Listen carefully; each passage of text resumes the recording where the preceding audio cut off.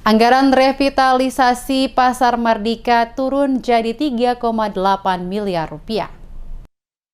Dampak akibat pandemi juga berimbas pada alokasi anggaran untuk revitalisasi Pasar Mardika yang diberikan oleh pemerintah pusat dari semula sebesar 160 miliar rupiah setelah dilakukan refocusing untuk percepatan penanganan COVID-19, maka total yang didapat sebesar 3,8 miliar rupiah. Demikian dikatakan Kepala Dinas Pekerjaan Umum dan Perumahan Rakyat Kota Ambon, Enrico Matitaputi. Menurutnya, revitalisasi Pasar Mardika yang dalam perencanaan awal akan dibangun 5 lantai telah ditetapkan hanya akan dibangun 4 lantai. Perubahan rencana revitalisasi Pasar Mardika diakui Enrico karena ada beberapa aspek teknis. Di antaranya, Kota Ambon masuk dalam zona daerah rawan gempa bumi. Hal itulah yang menjadi salah satu tolak ukur hanya dibangun 4 lantai dari rencana semula yakni 5 lantai. Sementara disinggung soal proses relokasi para pedagang di Pasar Mardika, menurutnya seharusnya dapat diselesaikan dalam tahun ini karena sesuai jadwal proses kerja revitalisasi Pasar Mardika dilakukan awal Januari 2021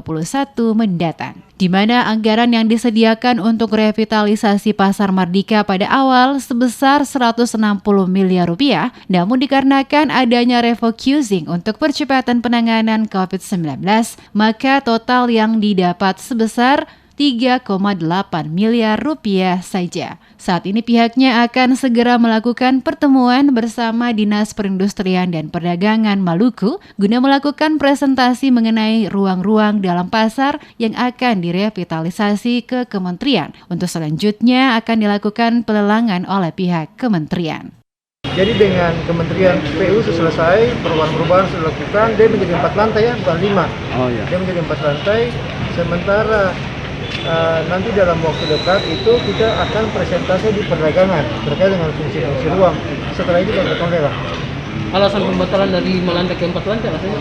Alasannya karena yang pertama, kalau misalnya kita pakai 5 lantai, menurut pertimbangan teknis, orang sih akan naik ke 5. Walaupun nanti ketong sebetulnya 5 ini kan karena ketong kapasitas sangat banyak kan, tapi 5 itu sebagian besar juga untuk kuliner. Jadi akhirnya nanti kuliner kita lantai 2.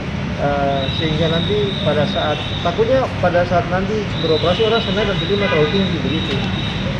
Lebih lanjut ditanya terkait Dinas PUPR Kota Ambon yang melakukan pemagaran pada lokasi pasar, Matitaputi mengatakan dalam minggu ini pihak PUPR Kota Ambon akan segera melakukan pemagaran lokasi sehingga tidak ada lagi pedagang yang melakukan kegiatan berjualan pada tempat tersebut.